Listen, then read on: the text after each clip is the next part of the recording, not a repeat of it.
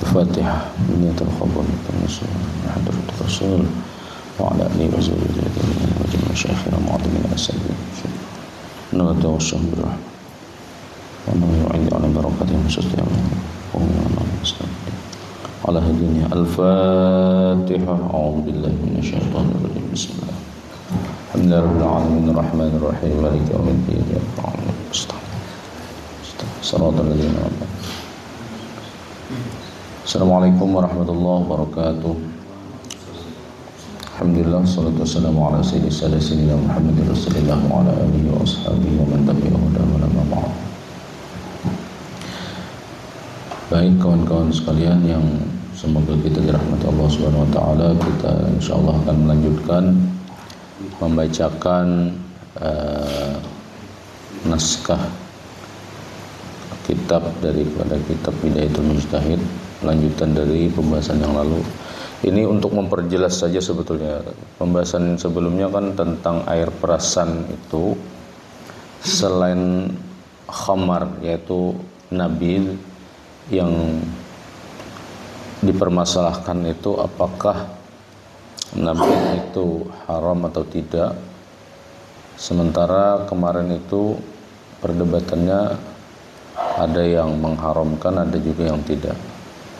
Nabil itu sebetulnya secara hasil pengolahan itu berbeda dengan khamar. Kalau khamar itu ya sama-sama, kesamaannya sama-sama air perasan gitu, tapi bedanya kalau khamar itu melibatkan peran zat kimia yang kita sebut ragi itu, sehingga dia bisa berubah atau mengandung alkohol jadinya gitu kan.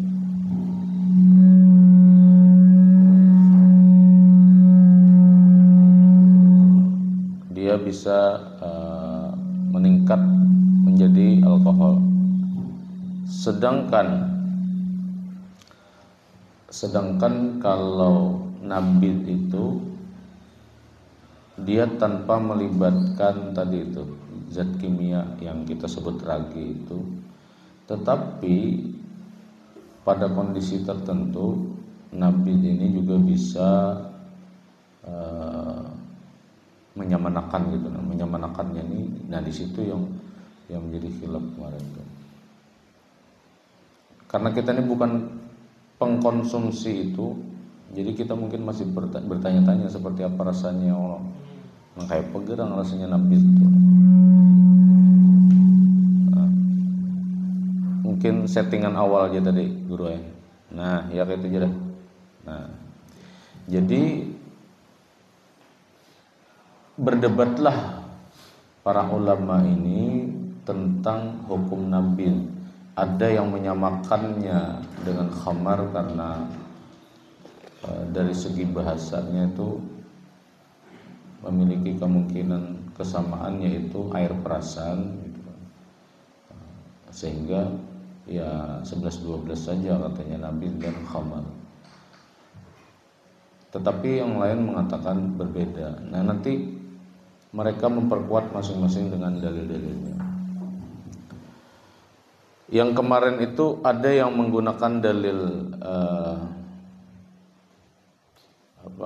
hadis-hadis Nabi, athar, dan ada juga yang menggunakan qiyas, dan qiyasnya ini ya mengutip dari Al-Quran juga, kemudian dipahami secara akliyah gitu kan.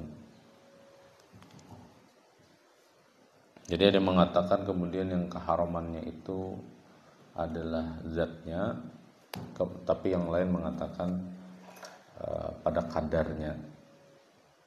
Nah, kita melanjutkan lagi ya. Wa qala al-mutaakhirun min ahli an-nazari. Mungkin yang siap nih Guru Mail jenenah. Hampina tabukab Arkunan.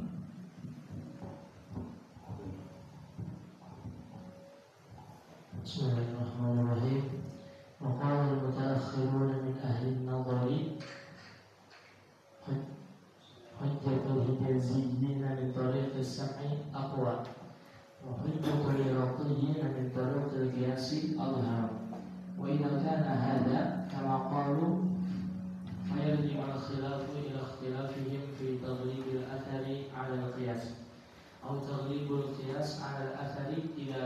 تعارضا وهي مسألة مختلف فيها لكن الحق أن الأثر إذا كان نصا ثابتا فالواجب أن يغلب على القياس وأما إذا كان ظاهر اللفظ محتملا للتأويل فهنا يتردد النظر هل يجمع بينهما بأن يتأول اللفظ أو يغلب ظاهر اللفظ على مقتضى القياس وذلك مختلف بحسب قوة لفظ من الألفاظ الظاهرة وقوة قياس من القياسات التي تقابلها ولا يدرك الفرق بينهما إلا بالذوق العقلي كما يدرك موزون من الكلام من غير الموزون وربما كان الذوقان على التساوي ولذلك كثر الاختلاف في هذا النوع حتى قال كثير من الناس كل مجتهد مصيب. Ya. قال. Dah cukup dulu. Jadi orang-orang yang hidup belakangan, kelompok al-mutaakhirun, yang kemudian melakukan semacam kajian terhadap dua hujjah ini, mereka pada titik kesimpulan mengatakan bahwa hujjatul hijaziyyin min tariqis sam'i aqwa. Jadi hujjah atau dalil yang digunakan ulama-ulama Hijaz yang pada kesimpulannya kemarin itu mengatakan bahwa air perasan atau nabid itu sama dengan khamar dengan metode pendengaran ini maksudnya periwayatan itu lebih kuat. Wa hujjatul iraqiyyin min tariqil qiyas azhar. Tetapi di saat yang sama dalil yang digunakan ulama-ulama Iraq dengan metodologi qiyas itu lebih jelas gitu. Jadi kedua-duanya diambung, kedua-duanya dipuji. Jadi yang satu lebih kuat, lebih arjah gitu kan. Tetapi min tariqil qiyas azhar itu ya lebih jelas, mungkin lebih mudah dipahami oleh kelompok masyarakat. Atau bahasa lainnya mungkin begini ya, yang pakai dalil hadis itu lebih kuat secara dalil, tetapi yang pakai qiyas ini lebih menyelesaikan masalah gitu. Sebetulnya bisa jadi begitu. Karena nabid ini berbeda dengan khamar menurut yang pakai qiyas gitu.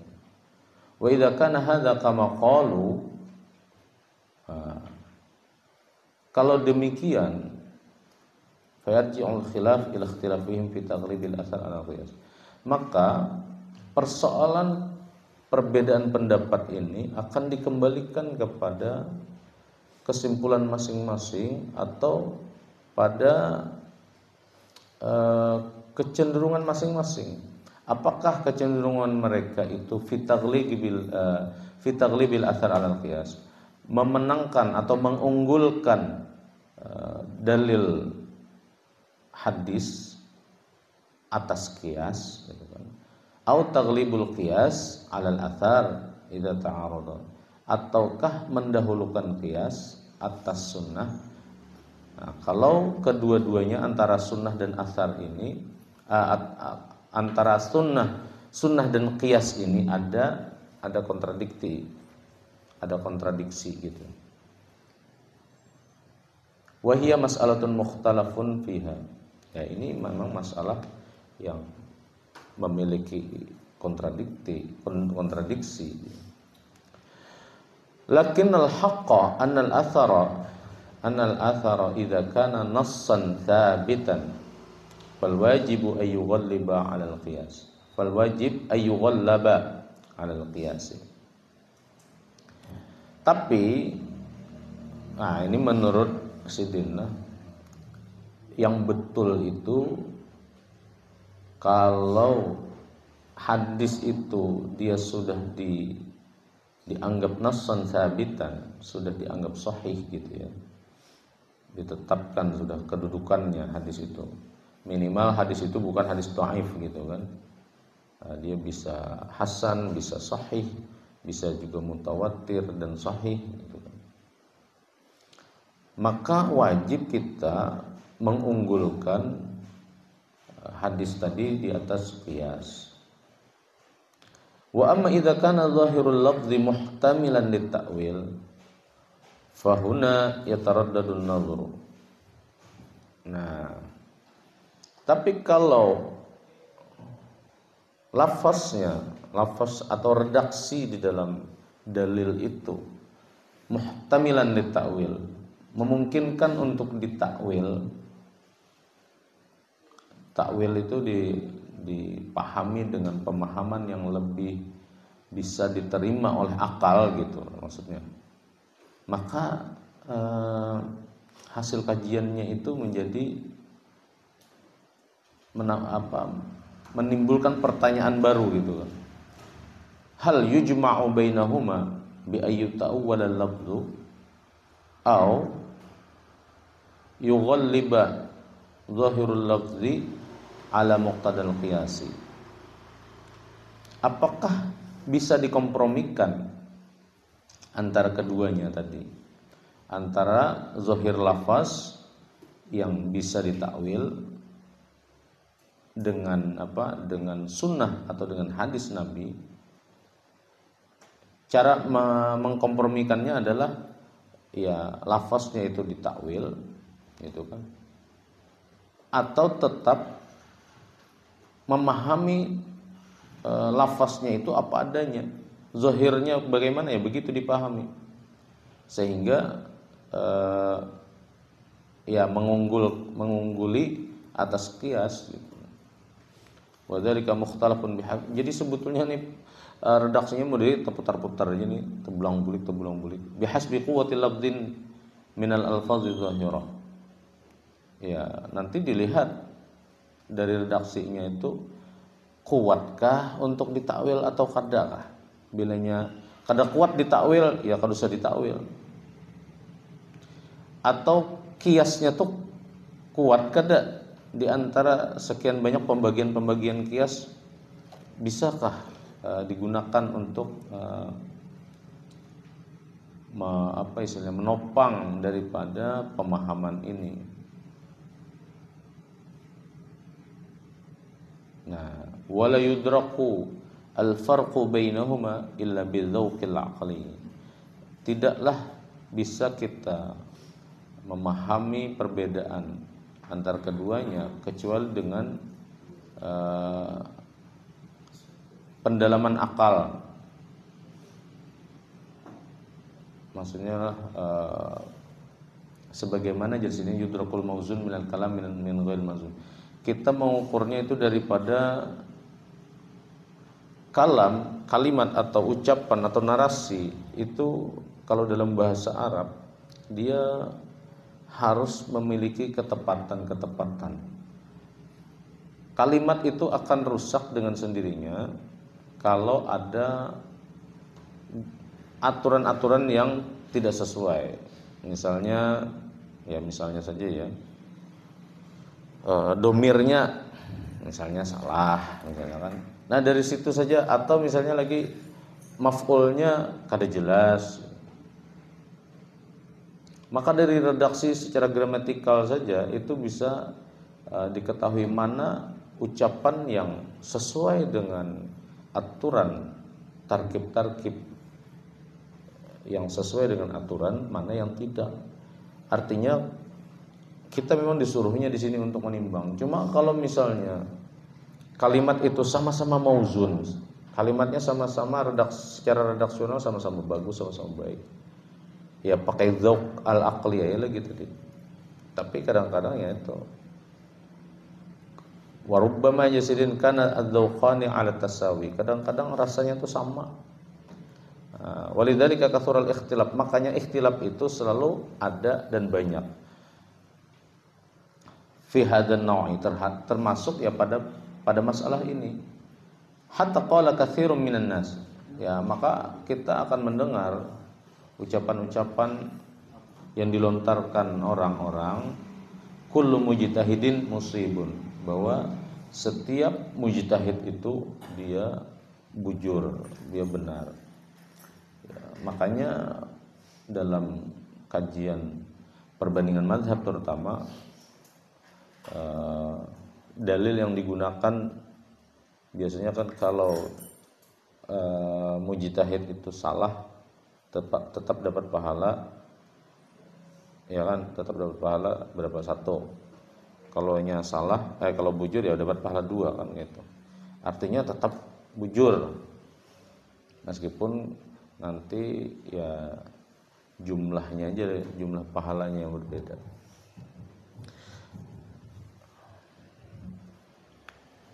Jadi dari paragraf ini kita bisa memahami bahwa apa nih?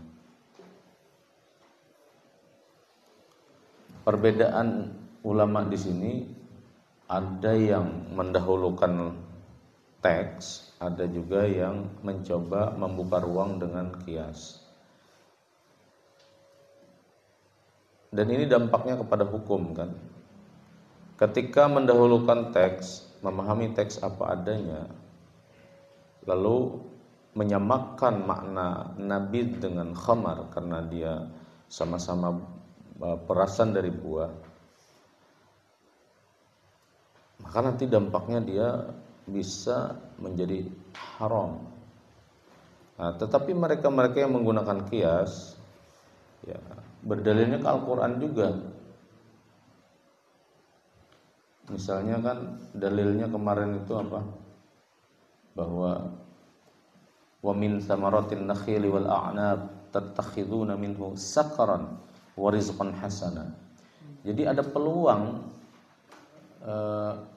apa istilahnya, dari buah-buahan, baik itu kurma, anggur. Ya memang ada yang kita jadikan sakaron itu sesuatu yang memabukkan, tapi juga ada rizqan hasanah, rezeki yang baik.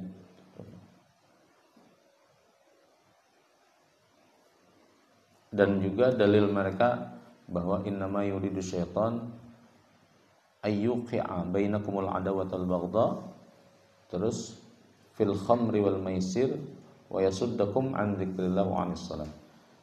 Nah, ayat ini menjelaskan banget bahwa sebetulnya yang membuat khamar dan judi itu terlarang ya karena dia mengalihkan kita dari zikir dan salat, dan juga bisa memunculkan permusuhan dan perkelahian. Lanjut lagi, waqala al-qadi. Siapa?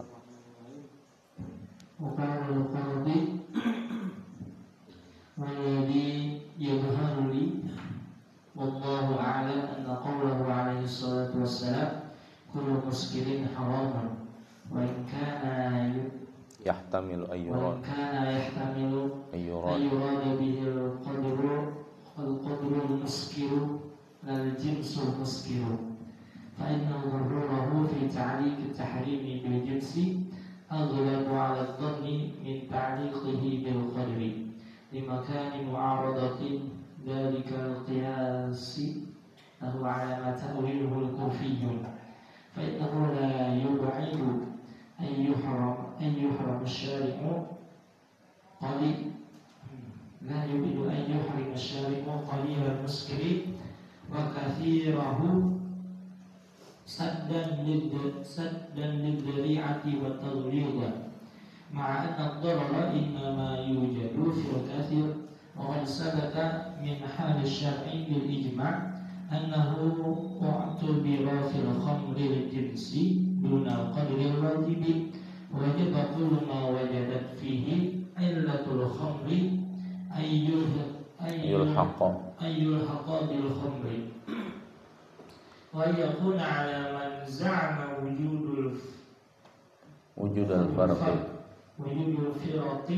وجود الفرق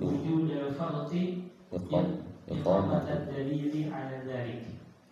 هذا إن لم يسلموا لنا صحة قوله عليه الصلاة والسلام ما أسكر كثيره فقليله حرام فإنهم إن سلموه لم يجدوا انفكاكا فإنه نص في موضع الخلاف ولا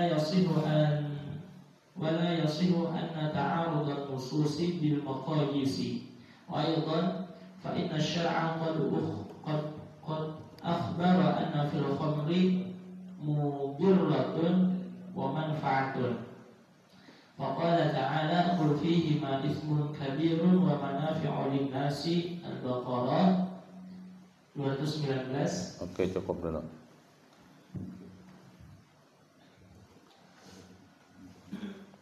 Nah, ini kesimpulan daripada Ibnu Rushd ya. Walladhi yadhharu li wallahu a'lam, kata beliau, anna qaulahu alaihi salatu wassalam kullu muskirin haramun. Jadi yang jadi pegangan Sidin dan itu yang tampak padaku, jar Sidin, bahwa hadis Nabi segala sesuatu yang memabukkan itu haram. Wa in kana yahtamilu ay yurada bihi al-qadarul muskir lal jinsul muskir. Meskipun pada hadis kullu muskirin haramun ini memungkinkan untuk dipahami bahwa yang dimaksud di sini adalah kadar daripada memabukkannya, bukan jenis yang dikonsumsi yang bisa memabukkan itu. Fa inna zuhurahu fi ta'liqit tahrim bil jinsi aghlabu 'ala dhanni min ta'liqihi bil qadri. Karena ya kullu muskirin haramun di sini secara zahir nasnya itu keharamannya karena jenis yang dikonsumsi itu jauh lebih kuat daripada menghubungkannya dengan kadar daripada minuman itu. Limakani mu'aradati dzalikal qiyasi lahu ala ma ta'awwalahu al-kufiyun. Ya, kias yang digunakan oleh ulama-ulama Kufah itu ya memang bertentangan dengan hadis itu tadi gitu kan. Fa innahu la yab'udu ay yuharrima asy-syari'u qalilal muskir wa katsirahu. Nah, karena sebetulnya kenapa syariat sampai mengharamkan sesuatu yang memabukkan itu meskipun dalam kadar sedikit ataupun kadarnya banyak, itu saddan lidzari'ah wa taghlidzan. Itu sebetulnya untuk pencegahan, ya Sidin. Untuk mencegah dan juga memperingatkan. Jadi peringatan dan pencegahan sekaligus. Kenapa? Karena an-nadharara innama yujadu fil katsir. Nah, meskipun sesuatu yang dia akan menjadi mudarat kalau dikonsumsi dalam jumlah yang banyak, tapi sebetulnya sedikitnya pun sudah bisa merusak begitu ya.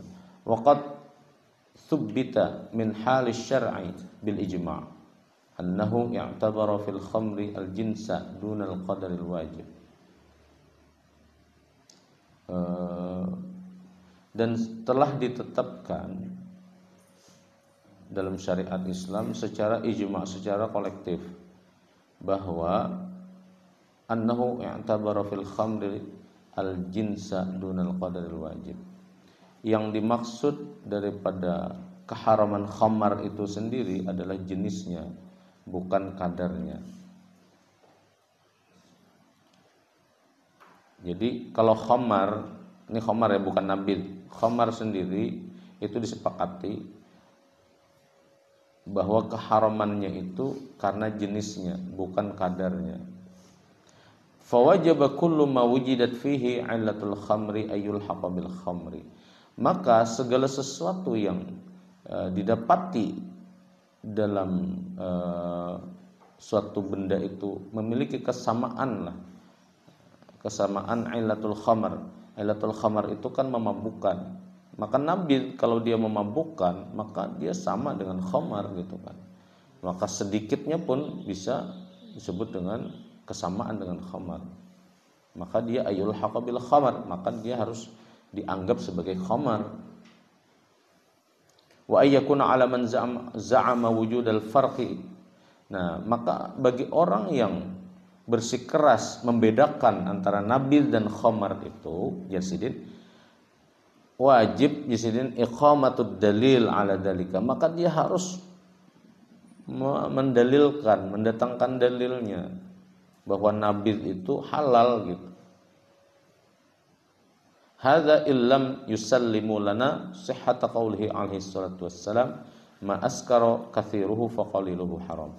Itu kalau mereka tidak mau menerima kesahihan hadis Nabi yang berbunyi ma askara kathiruhu, apa saja minuman yang apabila dikonsumsi dalam jumlah banyak itu memabukkan, faqaliluhu haramun, maka mengkonsumsinya sedikit pun itu termasuk juga haram. Fa innahum in sallimu lam yajidu anhu infikakan. Kalau saja seandainya mereka menerima hadis ini, bahwa hadis ini dianggap sahih, maka lam yajidu anhu infikakan, maka tidak ada perdebatan itu. Karena semua sepakat bahwa kalau jumlah banyak itu memabukkan, maka mengkonsumsi sedikit daripada itu dia sudah haram gitu. Nah, itu disepakati saja. Fa innahu nassun fi mawdi'il khilaf. Karena sesungguhnya redaksi hadis atau matan hadis ini ma'askara kathiruhu faqalilu haram. Ini adalah nas yang memiliki potensi khilaf memang. Wala yasihu an tu'arada an-nusus bil maqayis. Tapi jadi kurang tepat rasanya kemudian membenturkan nas yang sahih yang diterima ini dengan qiyas.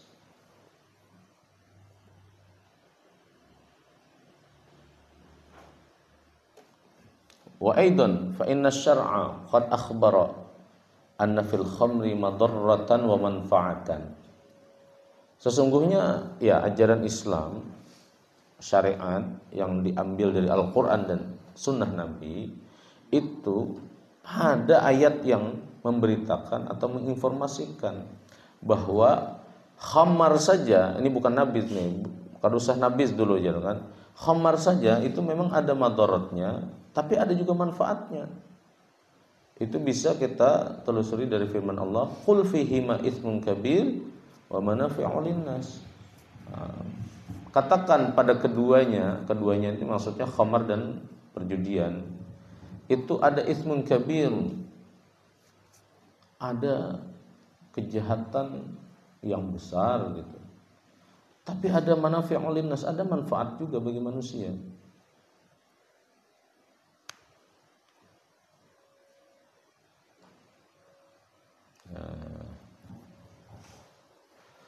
Wa kana al-qiyasu idza qusida al-jam'u baina intifa'il madarrah wa wujudil manfa'ah.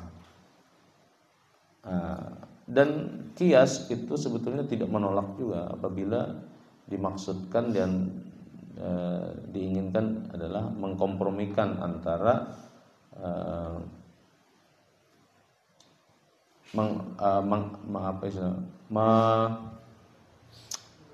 mengamini bahwa memang ada mudaratnya dan juga memang ada manfaatnya. maka tetap yuharrima katsiruha wa yuhallila qaliluha. Apakah kemudian kias di sini hanya mengharamkan dalam jumlah banyak tetapi kemudian menghalalkan dalam jumlah sedikit? Waduh, ini berat juga lah. Karena nanti khawatirnya begitu.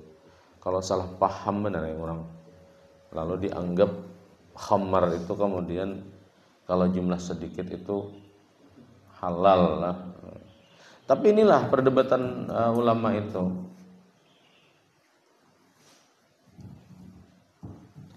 Kalau menggunakan qiyas itu karena dengan dalil hadis ini bahwa ada manafi' linnasnya itu, mereka kemudian akan mengharamkan hanya dalam jumlah banyak saja. Tapi kalau dalam jumlah sedikit itu mereka masih menghalalkan. Makanya ada kan dulu perdebatan itu yang kalau cuma 0 sekian persen katanya alkoholnya itu halal. Itu ada kan yang dulu berpendapat begitu. Ternyata memang ada dia rujukannya gitu ya.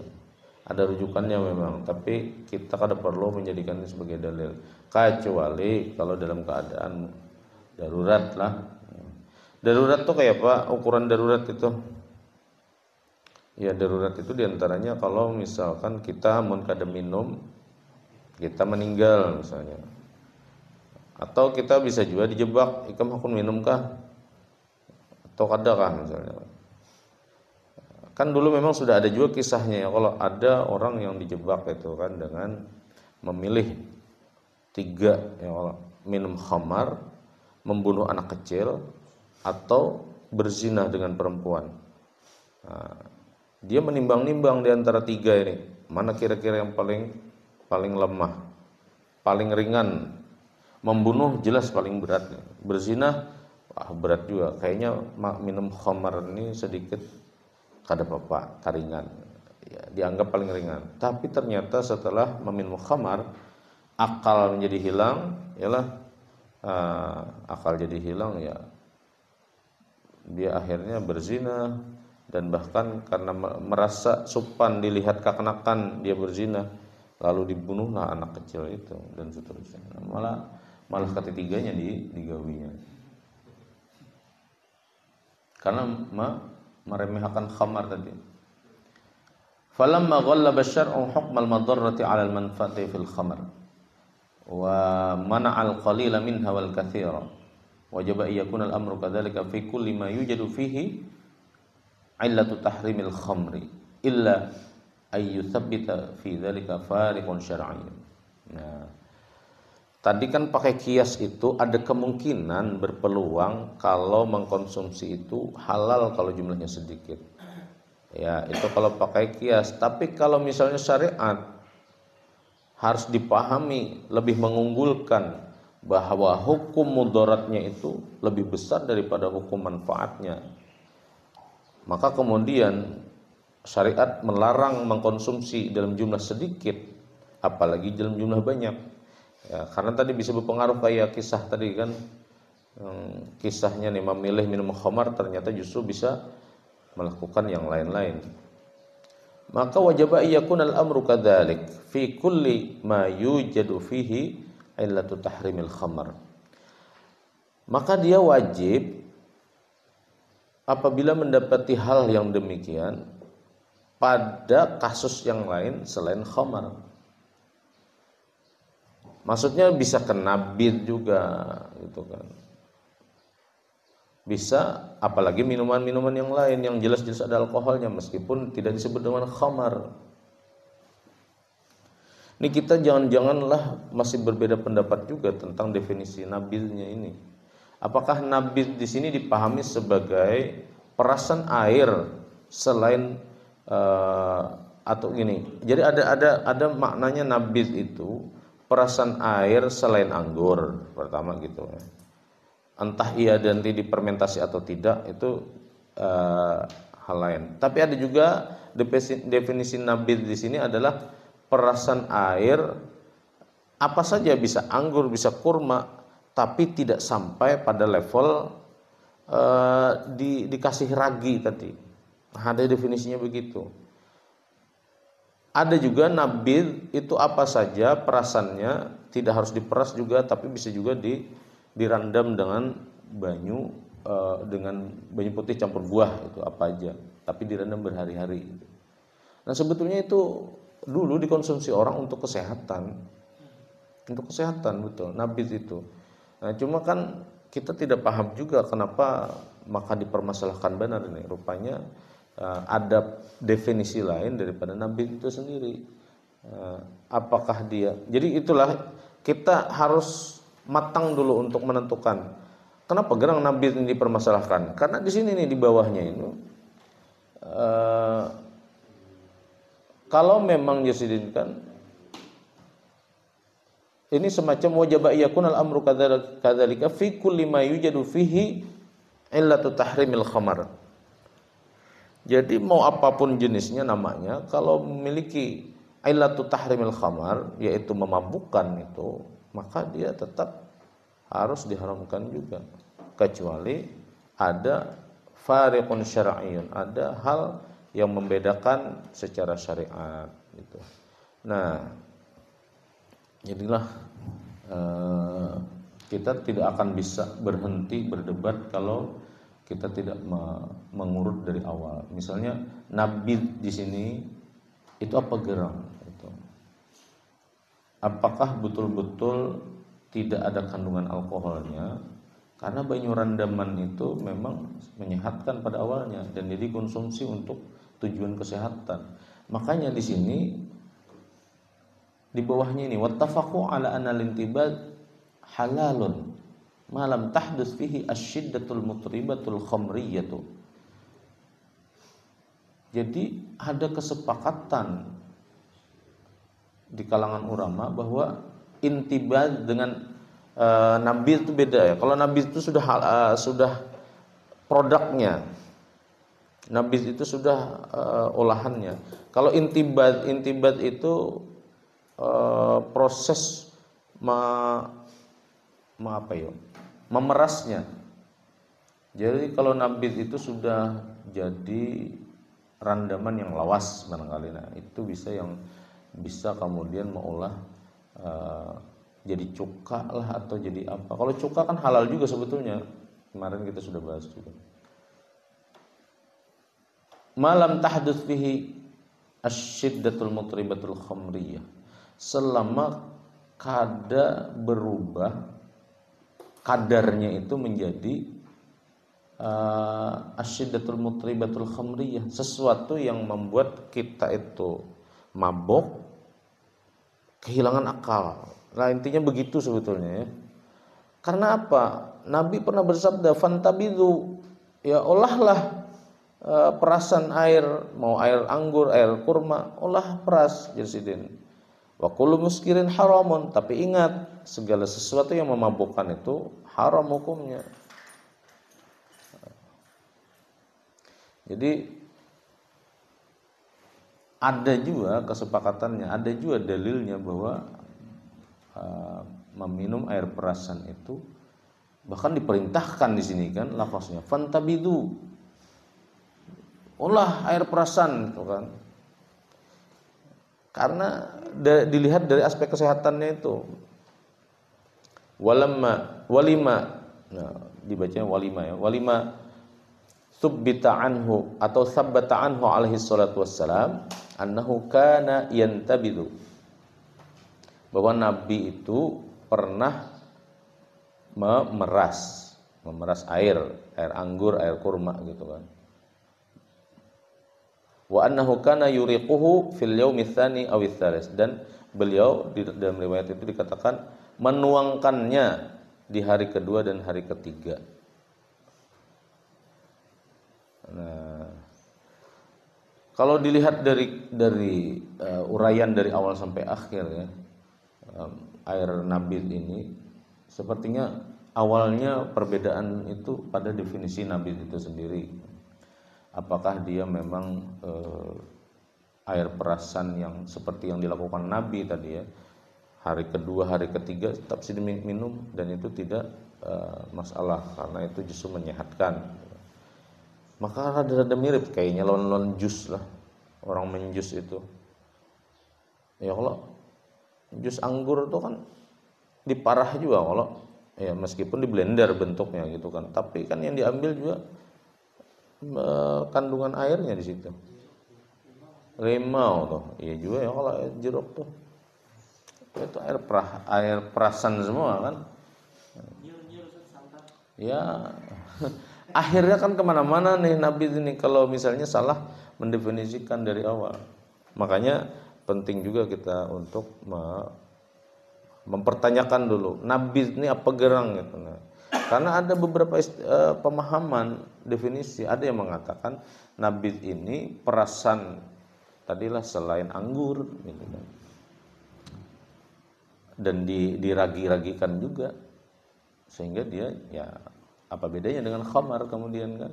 Tapi ada juga mengatakan bahwa nabid itu ya perasan tanpa ada campuran dengan ragi.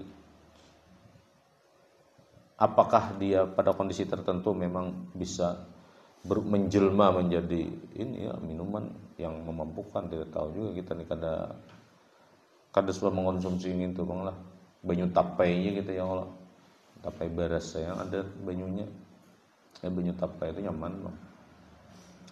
Nah kalau kita melihat dari awal sampai akhir itu pembahasan ini sebetulnya juga di sini bagaimana ulama-ulama itu ada yang menggunakan rasionalnya, ada yang ragapapan terhadap dalil atau athar atau hadis.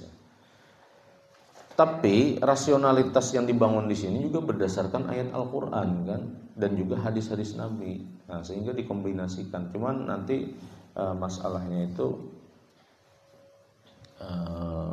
berkekuatan aja dalilnya. Karena memang kita bisalah kira-kira Bon Piana sebagai calon ulama perbandingan mazhab nih. Apakah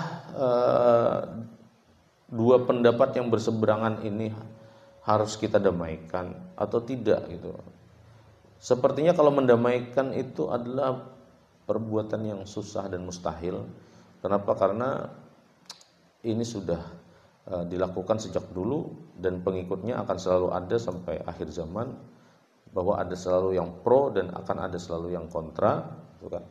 Nah tinggal kita aja memaknai bagaimana menyikapi ya, perbedaan ini. Kalau misalnya kita berpendapat A, maka yang pendapat B itu tidak perlu kita salahkan, harusnya begitu. Atau sebaliknya, ketika kita berpendapat B, pendapat A juga ya kita akui bahwa dia berpotensi benar juga gitu. Tanpa harus kita berusaha menyalahkan, mengangarasi. Karena siapa aja kalau pendapatnya itu disalahkan itu bisa tersinggung, bisa kada ini lagi ya lah yang terjadi itu kemudian kan bersengkengan aja. Ya misalnya kan yang kita sederhana aja nah dalam Al-Quran itu pasti ada potensi-potensi orang untuk menganalisa secara rasional. Misalnya burung ababil misalnya. Burung ababil itu burung apa? Di Al-Quran kan kalau terjemahan cuman burung yang berbondong-bondong gitu kan. Tapi yang menjadi tanda tanya orang-orang rasionalis, tarmihim bihijaratim min sijil. Burung itu melempari mereka kaum tentara Abraha dan pasukannya itu, tentara bergajah itu, bihijaratin min sijil, melempari mereka dengan batu min sijil. Sijil itu apa sijil? Nah, kalau sajjala yusajjilu itu artinya mendaftar bisa ya. Kalau sijil itu ya sigotnya sudah mubalaghah mungkin ya. Tapi apa makna sijil itu? Apakah betul sijil itu tanah yang terbakar gitu kan? Nah, kalau dia tanah terbakar, tanah yang membakar atau tanah yang dicucul api, nah bisa jadi gitu ya. Tapi kalau demikian, berarti burung ababil nih hebat dong dia, gitu kan. Kalau kaum rasionalis akan mengatakan, wah itu mustahil, masa burung melempari tentara dengan bebatuan yang ada apinya, dia tidak terbakar gitu. Lalu jadi bubuhan yang tradisionalis, ya bisa saja kuku kuku burung ababil ini punya peredam atau punya alat pendingin gitu kan. Tapi ketika dia melemparkan, nah, dia menjadi panas, bisa aja. Tapi itu kan kadar rasional. Nah, kaum rasionalis akan mempertanyakan terus begini. Nah, dalam kajian-kajian agama juga begitu. Selalu ada yang menggunakan dalil aklinya yang dominan, ada juga dalil aklinya yang dominan. Kata yang lain, ya sudah, ababil itu mau seperti apa, bisa saja. Nah, kalau kaum rasionalis mungkin lebih menerima pendapat begini, yang tarmihim bi hijaratin min sijil itu adalah melempari tentara itu dengan wabah penyakit gitu kan, sehingga wabah penyakit itu saking cepatnya dia menyebar, dia bisa mematikan semua tentara gitu kan. Tapi yang dilempar itu tidak seperti gini. Kita nanti imajinasi kita itu akan melayang-layang membayangkan bahwa burung itu memegang semacam bom atom gitu kan, yang itu ketika dilemparkan dia akan berfungsi seperti rudal gitu, roket yang dus gitu kan, yang menghasilkan api. Yaitu misalnya ya banyak sih sebetulnya ya yang orang kemudian memahami ayat-ayat Al-Quran atau hadis-hadis itu, ada yang menggunakan rasionalnya dulu sehingga ayat yang dijadikan dalil itu bisa dia terima dengan lapang dada. Kenapa? Karena menurut logika dia itu masuk akal gitu. Ini logis gitu. Tapi ada juga yang ya sudahlah, hendak mengkiapakah peristiwa itu terjadi, yang penting di Al-Quran tarmihim bihijaratim min sijil. Ada Allah datangkan sekelompok pasukan dari jenis burung yang selama ini dianggap ya tidak berdaya, tidak memiliki kekuatan, tapi ketika didatangkan dengan berbondong-bondong, yang di situ diberikan senjata hijarah atau bentuk batu min sijil gitu kan, dari tanah liat yang panas, ya faja'alahum ka'asfim ma'kul, kemudian kan dari lemparan itu ya mereka kemudian seperti ulat-ulat yang dimakan gitu. Kayak apa ulat dimakan tuh lah. Nah, ya begitulah mungkin. Nah, akan selalu ada dua pemahaman-pemahaman seperti ini. Maka yang perlu kita simpulkan adalah bagaimana cara kita memahami dua hal yang bersifat kontradiksi tanpa kita harus kehilangan energi untuk menyalahkan pendapat yang tidak sesuai dengan selera kita gitu. Artinya ya udah, kita paham lah bahwa ada pendapat yang begini, ada pendapat begini. Yang mana yang kita amalkan, yang nyaman aja. Yang nyaman kita gawe, itu yang kita amalkan. Karena ketika Nabi itu menjadi Rasul, yang kemudian di dalam Al-Quran disebut uswatun hasanah, itu suri tauladan. Apakah kemudian kita harus meneladani gaya hidup Nabi itu 100%? Tentu tidak seperti itu kan pemahaman kita. Agama Islam ini kan ajarannya luas, banyak. Kita mencontoh Nabi itu sesuai dengan kemampuan kita saja dan sesuai dengan profesi kita juga. Karena perintah-perintah dalam Al-Quran banyak, perintah-perintah dalam hadis juga banyak, larangan-larangan juga banyak. Kita tidak bisa mengerjakan seluruh perintah itu, tidak bisa. Misalnya gini, kita misalnya seorang mahasiswa, mungkin masih bisa lah, ya kan, hari ini pagi mungkin setor hafalan, habis setor hafalan baca kitab, karena pulang kuliah, ya kan? Kemudian malam tahajud, ya Allah, Senin puasa, Kamis puasa, dan seterusnya. Kenapa Buan Pian bisa melakukan ini? Ya karena statusnya masih mahasiswa yang nyantri. Tapi kalau misalnya suatu saat Buan Pian karena sudah tua, sudah dewasa, sudah memilih untuk berumah tangga, kemudian memilih pekerjaan-pekerjaan, profesi-profesi tertentu. Nah itu nanti bisa kadakala lagi mengamalkan tahajud tadi tuh. Misalnya lah. Karena apa? Misalnya Buan Pian ya macam-macam gawian, ada mungkin yang satpam misalnya. Ya loh. Mungkin satpam kalau sip malam ya kawanya sambil tapi dilihat-lihat sikon juga. Jangan mentang-mentang tahajud kemudian lingkungan jadi kada aman. Nah, itu bahaya. Jadi menyesuaikan. Atau misalnya Buan Pian berprofesi sebagai seorang dokter misalnya. Ya kan? Kada kawapian misalnya jam-jam harus begawi mengilangi orang-orang atau mendatangi orang pasien-pasien yang harus disembuhkan, Buan Pian malah sibuk murojaah misalnya. Ya kada kawa lagi sudah. Harus menyesuaikan itu sudah. Dan seterusnya lah ya. Maka ya kita juga mencontoh Rasulullah itu sesuai dengan kemampuan dan kadar yang kita mampu untuk lakukan. Saat ini mungkin kita bisa sehari itu mungkin 3 juz misalnya, atau seminggu khatam 30 juz misalnya kan, mungkin masih kawa. Tapi karena bila sudah jadi dosen pun, karena tuntutan dosen macam-macam, jadi seprodinya misalnya juga kan. Habis itu kena mengajar seminggu, mengajar hampir setiap hari mengajar, libur paling sehari.